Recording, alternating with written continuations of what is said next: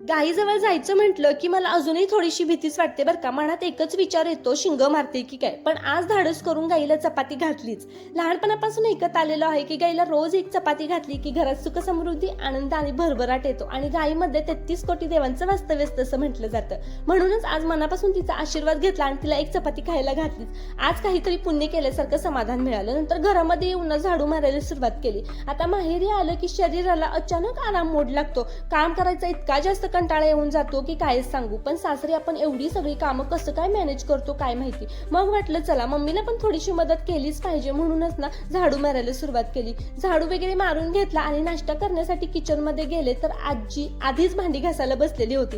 तिचं ते शांतपणे काम करणं पाहिलं आईला बघून ना मला वाटलं चला आजीला पण थोडीशी मदत करूया आणि तिच्यासोबत थोडासा वेळ घालूया, म्हणून भांडी धुवून घेतली.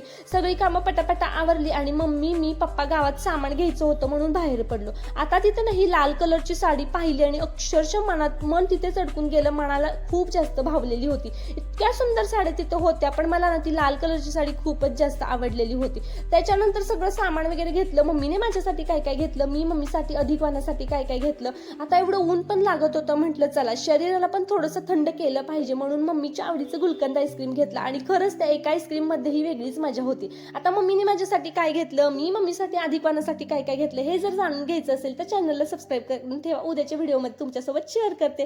व्हिडिओ आवडला असेल तर सबस्क्राईब करा. Bye bye.